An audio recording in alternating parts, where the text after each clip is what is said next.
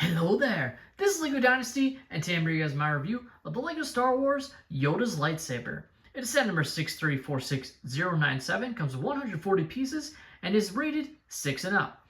Now this set was a promo set, not for sale, but was a gift of purchase with purchases of the LEGO Master Builder Series Mos Eisley Cantina way back in 2020, or late 2019 as well.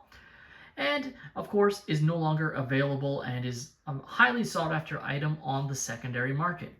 Now without further ado, let's kick off this review, starting with the box. Now take a look at the box, and the first thing you notice is it is very different than what we are normally seeing with LEGO Star Wars promo sets or just LEGO promos in general. And obviously this has become a little bit more common now, but at the time obviously this was relatively new, especially for a LEGO Star Wars promo set. It has obviously the all yellow box art here. Obviously nothing denoting that it's a Star Wars set on the outside. The only thing really doing that is actually the manual, which is right here. That obviously has LEGO Star Wars, Yoda's lightsaber, a very interesting item number. And then, interestingly enough, this is a 6+ rated set, but has, you know, the 18+ style manual. So this is probably just a generic box, and it probably is technically 18+. But at the time, 18+ was relatively new, so they weren't going to print that on just this random yellow box. Now, I do just want to show it opening up to reveal what's inside. Not that there's really anything special, but the set came in this LEGO Ziploc bag, which is actually a pretty nice Ziploc bag, if I'm being honest. And then, of course, the manual was hidden inside that sort of cardboard sleeve there. And you can take a look at the manual now just to see what it looks like.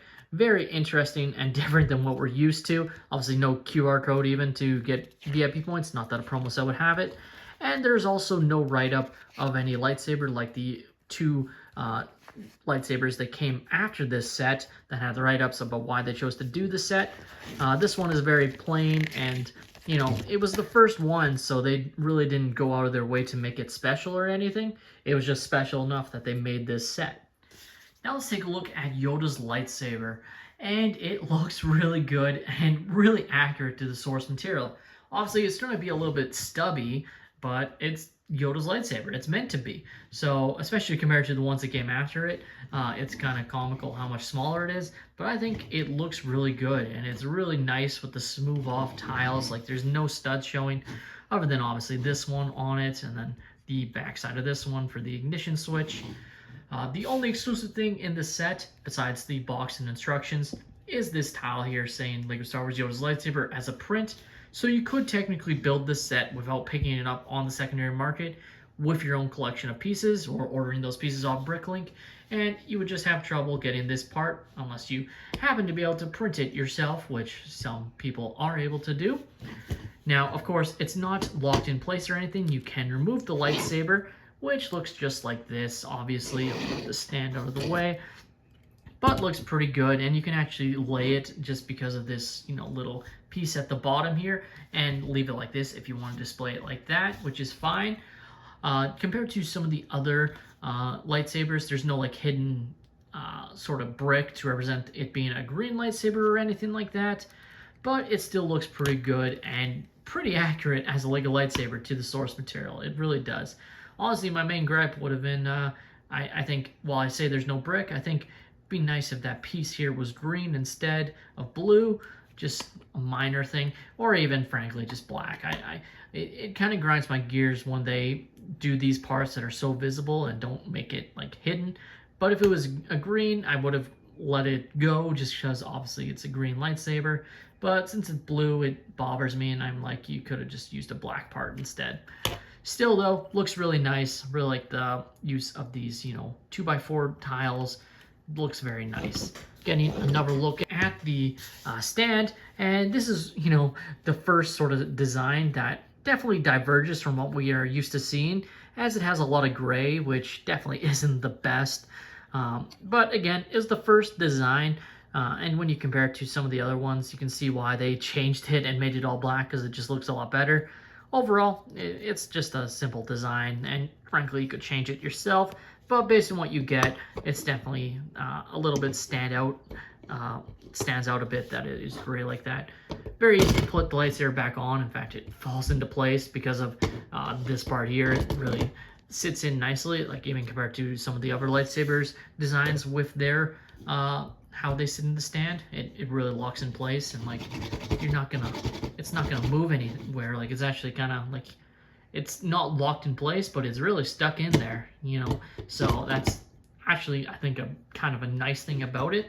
You don't have to worry about it. Obviously, if you're gonna grab it, you want to grab it from the stand, but you grab it from this, and if you're doing a short distance, you're not gonna really worry about it, I guess, and that's pretty nice. And taking a look at the two different lightsabers that also came out from Lego, of course, those being both of Luke's from Empire Strikes Back and Return of the Jedi here.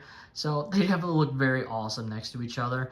And you can see how they decided to sort of change the overall scale of the lightsabers. Like this one, I actually think scales pretty nicely to this one, but the most recent Return of the Jedi Luke Skywalker lightsaber is definitely a lot longer than it probably should be, in my opinion.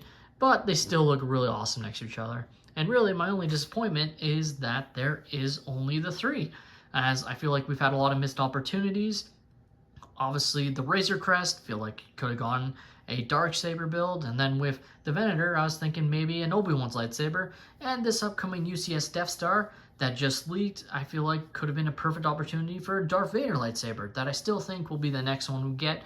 I really don't think this is the end of lightsaber promos. I think they've been very successful, and they're very cool, and I hope to see them continue, and I really do think we will see them continue.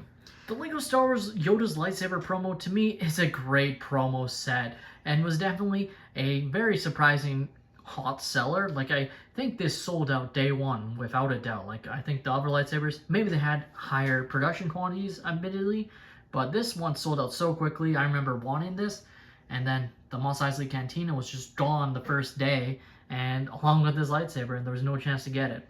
I actually think I got a really good deal getting this on the secondary market, but again, it's definitely a set that if you don't want to pay the rather high prices for it, you could build the whole lightsaber and stand yourself and really just be missing this plaque, and maybe that's all you need. But for me, I wanted the real thing, and I'm happy I got it, and feel like I got a really good deal getting it. With that being said, that's all my opinion. Let me know your guys' thoughts on this promo set in the comments down below. Have you guys picked up the set, or are you planning to? Let me know. Please leave a like and subscribe if you have enjoyed, and have a great day, everyone.